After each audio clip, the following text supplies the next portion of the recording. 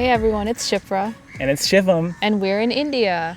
We're here for 1 week, and we've actually already been here for a couple days. Our first stop was actually in the city of Jodhpur, Shipra's hometown, actually. She only lived there for a couple of months when she was first born, but it was still a very cool place to check out, and we got the opportunity to meet a lot of her extended family. So Shipra and I had recently gotten married, but we've never actually met her extended family. And neither have I ever been to Rajasthan or Jodhpur. So it was a good time being able to meet all of them, spend some time together. We went out to various different restaurants, tried a lot of different food, met up with Shipra's grandmother, who's very old, so it was really a good opportunity to go meet her. And overall, it was a really fun experience. We even saw a couple of the major sites to see in the city. The main one was Toorji ka Jhalra, which is also known as a stepwell. So that was actually built in the 1700s by the king. It was meant to provide people a place to get water, fresh water, as well as seek refuge from the heat. Because Rajasthan is generally a primarily desert-based area. So that means, especially during the summer, it gets extremely hot. So having access to water, having access to ability to cool down is extremely important there. So another place that we visited while we were in Jodhpur was the Mehrangarh Fort. There's a tiny road in the city that leads up to the fort, and you can actually go all the way up to the top of the fort to see the entire city of Jodhpur. The fort was built in 1459 by the Rajput ruler Rao Jodha, but it was mostly finished in the 17th century by his successors. Some of the gates at the fort actually commemorate victories over various other cities in Jodhpur and also over the Mughals as well. I've already seen the fort, but I wanted to take Shivam there to see how beautiful it is. There's a ton of intricate carvings and a massive courtyard along with temples, which was really beautiful to see. And if you couldn't already tell by the beaches and the palm trees, we are now in Goa. Goa is the beach capital of India, and for good reason. There's lots of beaches, very clean, very wide, very expansive, as well as great weather. Right now it's actually about 80 degrees right here in the morning, shaping up for a perfect day. We're actually here for 3 days to celebrate my friend from college, Arjav's wedding. So it's gonna be a really fun time. We're gonna be going to lots of different events, eating lots of great food, and hopefully also checking out a couple of the cool things to see and do here in Goa. So we're starting off our day at the beach, which is walking distance from our hotel. So we're staying at the Novotel in South Goa. And one thing I noticed is that the beach is actually quite clean. I don't see any trash anywhere. The water looks relatively clean, which is something that's hard to see in India. Goa is actually known to be kind of a fishing town since it's on the coast. So you can see, a lot of different seafood restaurants and things like that here. One of the famous foods is the Goan fish curry, which Shivam is actually really excited to try. So it's actually been a couple of days since we last spoke, but we've been celebrating my friend Arjav from college's wedding. There was a lot of different events that we went to. So the first major event was a Mehndi event, which was very Middle Eastern themed, and we tried a lot of good food. I think that's been a theme of this wedding so far, is that the food has been really, really good, as well as the music choice, which has been amazing. We also went to a haldi event where we were able to apply some haldi to Arjav, and similar to our own wedding and other Hindu weddings, is haldi supposed to kind of cleanse the bride and groom prior to getting married. And then we wrapped up yesterday with a sangeet, which is where a lot of the friends and family will perform for the bride and groom, just to welcome their new relationship. It was kind of interesting because I haven't done a sangeet dance other than the one that Shipra and I did for our own wedding. And this one was pretty intense. I had to learn a lot of moves. I did not do them particularly well, but it still ended up being pretty good. So our plan for today is to attend the wedding ceremony, which is later today in the afternoon. And we had the morning free, so we thought we would come and explore South Goa a little bit.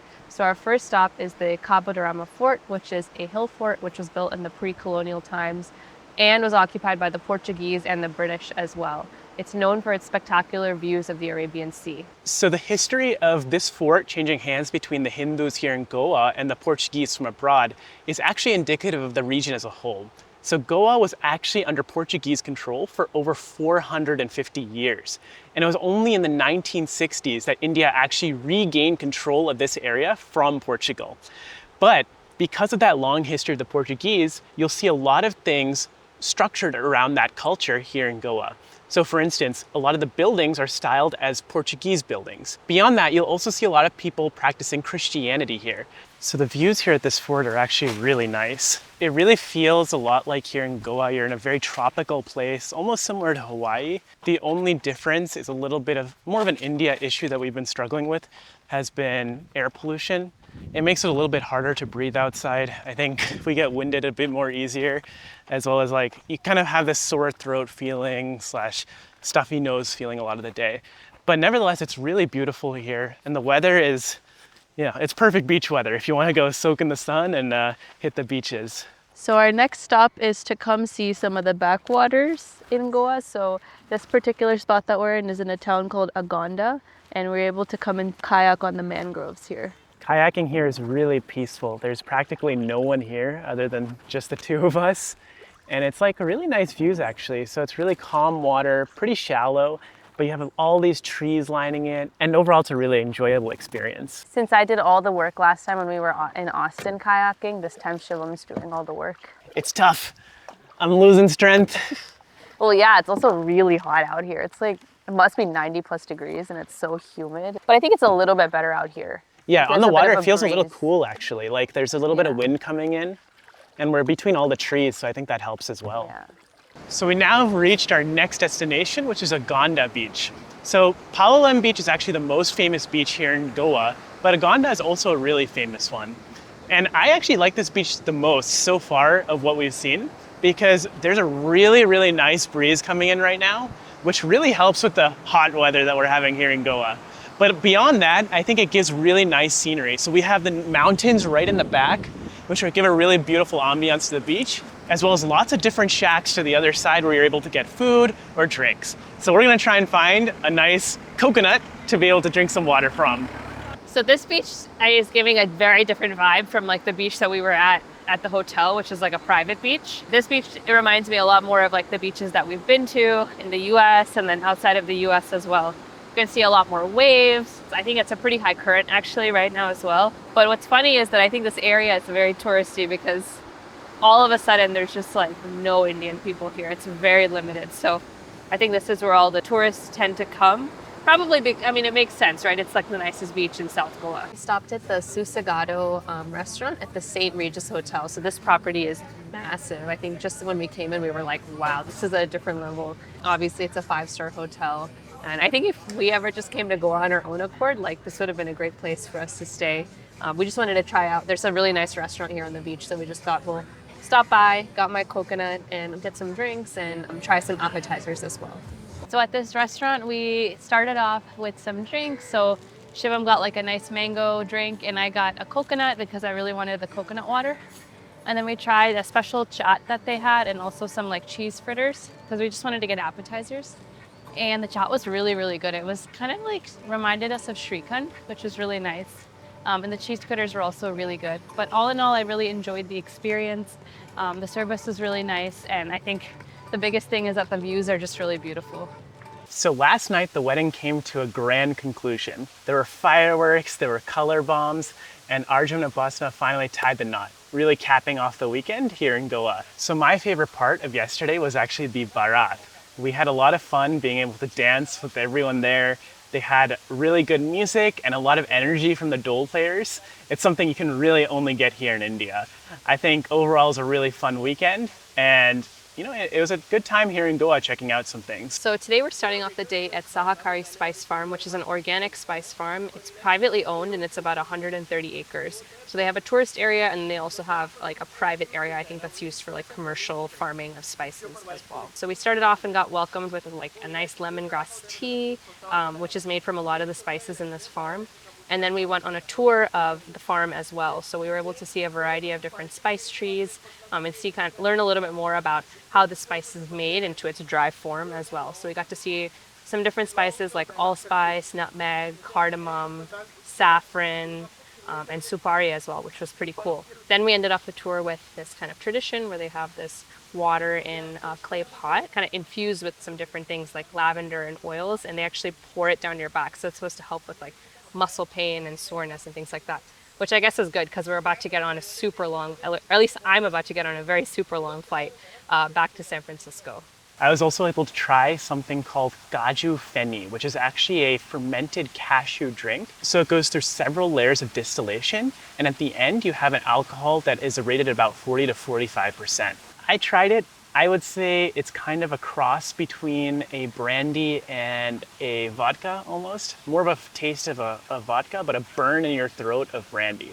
They were actually saying it's really good if you have throat aches or other things like that. I could feel it sitting in my throat for about a couple minutes after. Not exactly my favorite thing to taste, but it was definitely interesting. And the other cool part about this tour was we actually got to see how they traditionally take down coconuts from the trees. So there was a man demonstrating how he climbs up, and he went really, really fast. He was like up there in a minute, and then jumps from tree to tree and then comes all the way back down. I wish I had that sort of strength.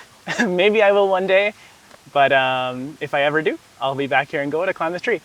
So after a bit of time at the Spice Garden, we've now come to our last stop in the tour rotation here in Goa. So this behind me is the Basilica of Bom Jesus. So Bom Jesus actually means infant Jesus in Portuguese. And this building was actually built back in the early 1600s. So it completed in around 1605. The most famous part about this building now, though, is that it actually houses the remains of St. Francis Xavier. So St. Francis Xavier was really well known in the Portuguese mission, being the first missionary to take Catholicism actually out to Japan. So for that, he was recognized as a saint, and surprisingly enough, he's buried here. It seems like there's a big event also going on here today while we're here. There's some sort of expo going on, and there's confessionals set up basically everywhere. So I guess because Shipra and I are big sinners, we'll have to go hit the confessional soon. So being at the Bom Jesus only reminds me of one thing, which is that the last time we were at the Bom Jesus in Portugal, Shivam basically embarrassed me in public. So we were climbing up the stairs. He was like a few steps behind me and he farted. Like he let out the biggest fart. And there were other people there and they looked at me because they thought I farted. It was so embarrassing. So I think this time I'm gonna embarrass him.